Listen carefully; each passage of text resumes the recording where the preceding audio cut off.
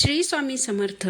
तुम्हा सर्वांचं श्री स्वामी समर्थ कृपा या चॅनलवर मनापासून खूप खूप स्वागत.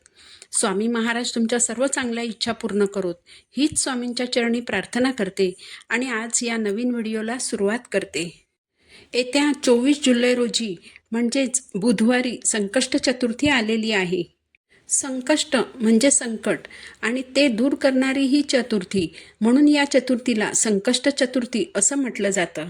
संकष्ट चतुर्थीच्या दिवशी श्री गणेशाची मनोभावे पूजा केली जाते आणि विघ्नहर्त्या गणरायाकडे संकट दूर कर असा वर मागितला जातो. प्रत्येक संकष्टीला कोट्यावधी भक्तगण गणेशाची आपापल्या परीने आणि पद्धतीने मनोभावे पूजा करत असतात. गणपती बाप्पा ही लवकर प्रसन्न होणारी देवता आहे. संकष्ट चतुर्थी हे व्रत शीघ्र फलदायी असल्याने आपण भक्तिभावाने या दिवशी व्रत आणि उपवास करतो. आषाढ महिन्यातील संकष्ट चतुर्थी बुधवारी 24 जुलै 2024 रोजी आहे. हा दिवस श्री गणेशाला समर्पित आहे.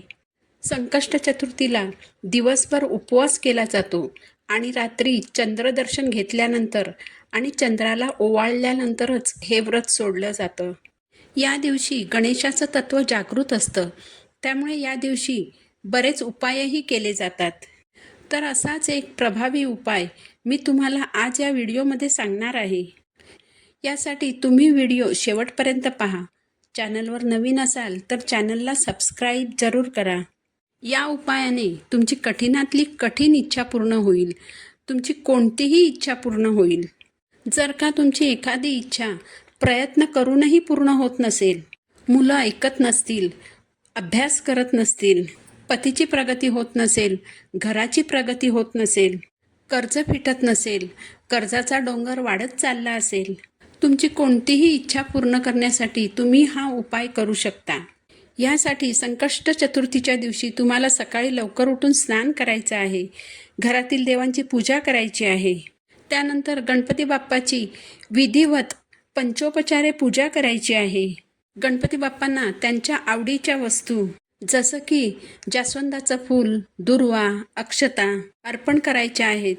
गुळ खोबऱ्याचं नैवेद्य दाखवायचं आहे. मोदकांचा नैवेद्य दाखवायचा आहे. यानंतर आपल्याला उपाय करायचा आहे. हा उपाय कोणीही करू शकतं. तुम्ही स्वतःसाठी अथवा तुमच्या मुलांसाठी किंवा तुमच्या घरासाठी तुम्ही हा उपाय करू शकता. यासाठी तुम्हाला जास्वंदाच्या झाडाचं एक पान लागणार आहे. गणपती बाप्पांना लाल रंगाच्या जास्वंदाचं फूल प्रिय आहे. त्यामुळे या उपायासाठी तुम्हाला ज्या जास्वंदाच्या झाडाला लाल रंगाची फुलं येतात त्याच झाडाचं पान आणायचं आहे. या उपायासाठी आपल्याला एकच पान लागणार आहे. यासाठी एकच चांगलं पान निवडून तुम्हाला आणायचं आहे. हे पान घरी आणल्यानंतर पाण्यामध्ये थोडंसं गंगाजल मिक्स करून त्या पाण्याने हे पान तुम्हाला स्वच्छ धुवून घ्यायचं आहे. यानंतर हे पान स्वच्छ पुसायचं. याचबरोबर 21 दुर्वांची एक जुडी पण घ्यायची आहे. या वस्तू घेऊन देवघरासमोर बसायचं. बसायला आसन घ्यायचं. देवघरात दिवा प्रज्वलित केलेला असावा. धूप अगरबत्ती लावलेली असावी. यानंतर एक ताम्हण घ्यायचं आणि जास्वंदाचा पानाचा देठ देवांकडे होईल अशा रीतीने ते पान ताम्हणामध्ये ठेवायचं. एका वाटीमध्ये थोडंसं कुंकू घेऊन त्यात थोडंसं पाणी टाकायचं आणि त्याची पेस्ट बनवायची.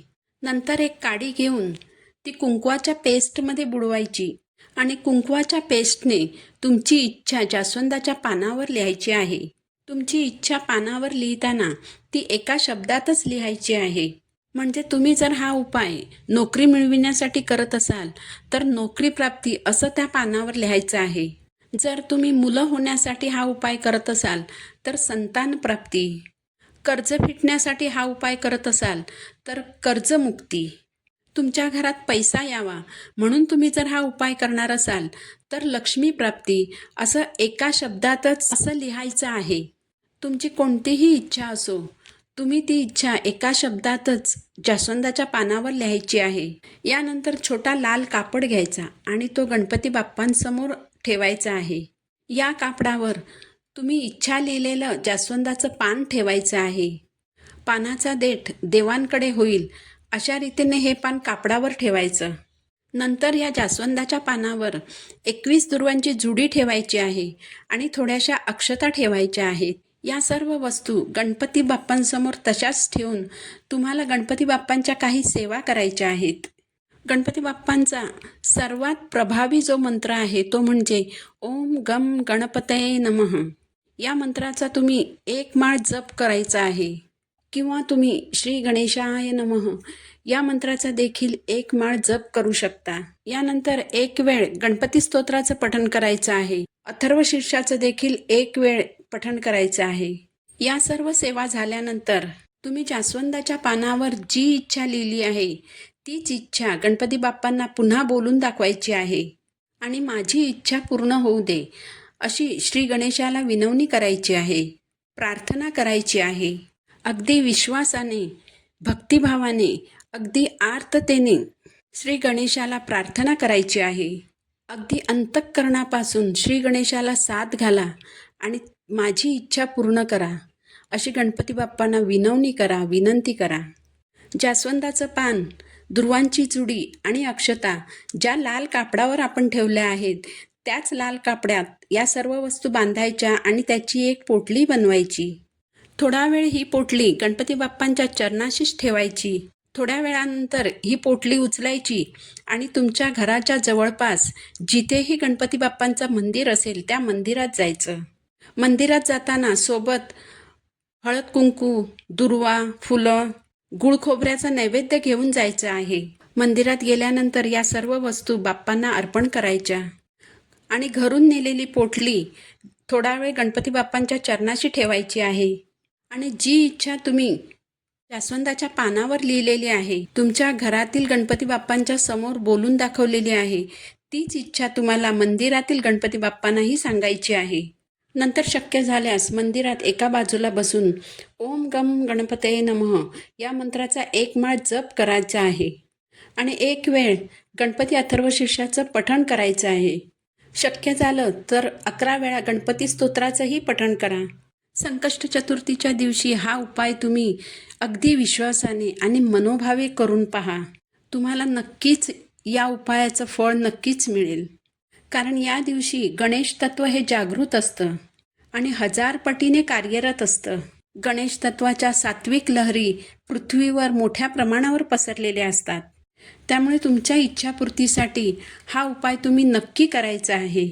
माहिती आवडली असेल तर चॅनलला सबस्क्राईब जरूर करा. पुन्हा भेटू नवीन व्हिडिओसोबत. श्री स्वामी समर्थ.